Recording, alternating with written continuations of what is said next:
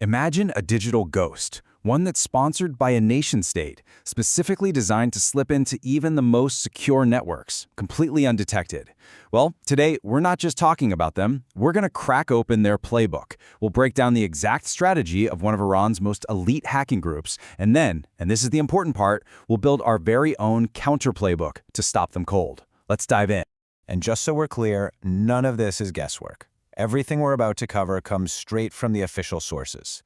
Threat intelligence from CISA, that's the U.S. Cybersecurity Agency, and the MITRE-ATT&CK framework, which is, basically the Bible for all known hacker techniques.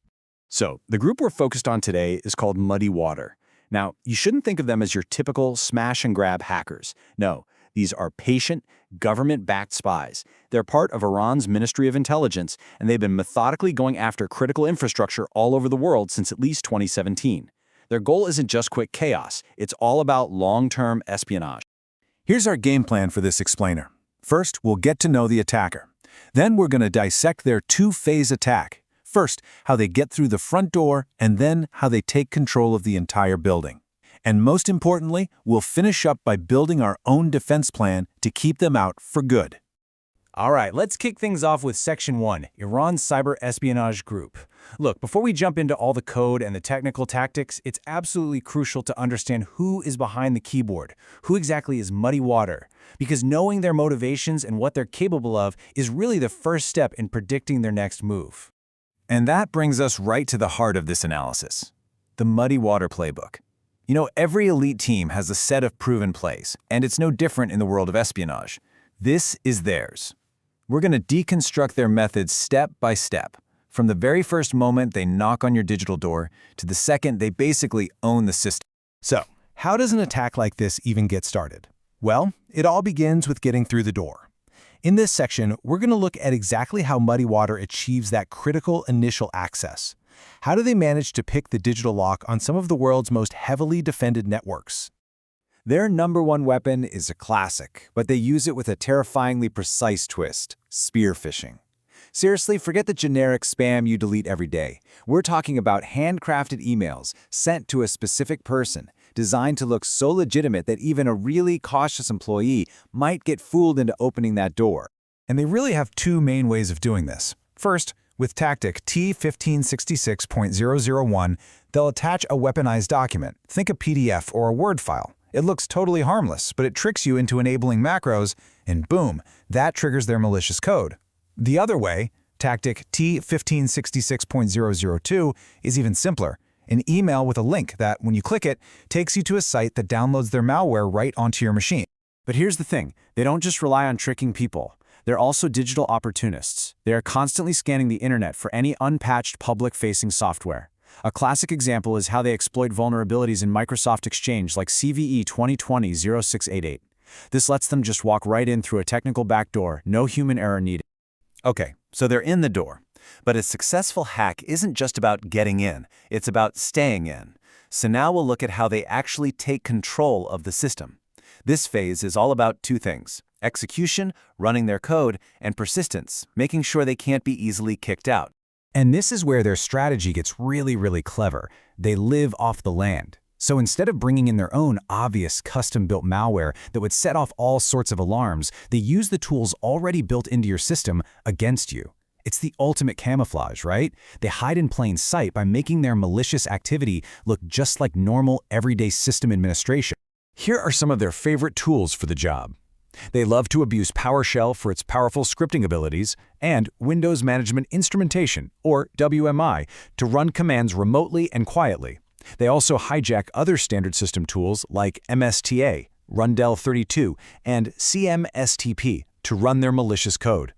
They're basically laundering their actions through trusted Windows programs. So they can run their code, that's clear. But what happens if the system gets rebooted or a user logs off? I mean, a one-time entry isn't going to cut it for long-term espionage. So how do they make absolutely sure they can always get back in, no matter what? They have two go-to techniques for this persistence. On the left, you see scheduled task. That's T1053.005. They just create a new task that automatically runs their malware at a specific time. It's just like setting a recurring alarm on your phone.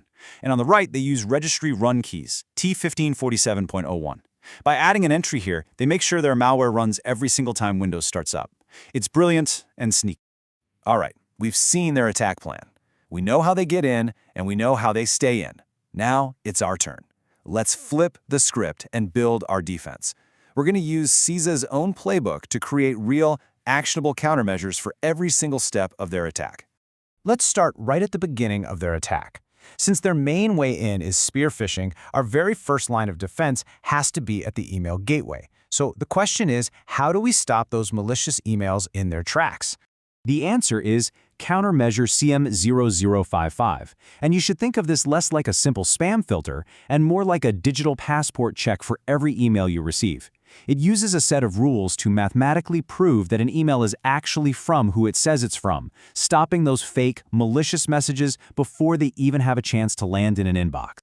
This whole thing works as a three-layer defense. First, you've got SPF. It's like a guest list that tells the world which servers are allowed to send email for you. Second is DKIM, which is like a wax seal on an old letter. It adds a digital signature that proves the email hasn't been messed with. And finally, DMARC is the bouncer at the door, enforcing the rules and straight up rejecting any email that isn't on the list or has a broken seal. Okay, so email is secured. That's a huge step. But what if they find another way in? How do we stop them from abusing those legitimate system tools we were just talking about? This is where we bring out Countermeasure CM004, Attack Surface Reduction Rules, which are built right into Windows. It allows for a really surgical defense. For instance, when they try to dump credentials using tactic T1003.001, we just enable a rule to block access to the lsss.exe process. When they try to use WMI for execution, like in T1047, we enable a rule that blocks WMI from creating new processes. We're literally turning off their favorite tools one by one. But what if a machine is already deeply compromised? What if they've embedded themselves so thoroughly that you just can't be sure you've cleaned them out? Well, in these severe cases, there is a final, decisive option. And that is Countermeasure CM0027, Rebuild the Compromised Host. It's basically the scorched earth approach. You completely wipe the system and restore it from a known good, clean image. I know it's disruptive, but honestly, it's the only way to be 100% certain that you have totally terminated the adversary's persistence and control.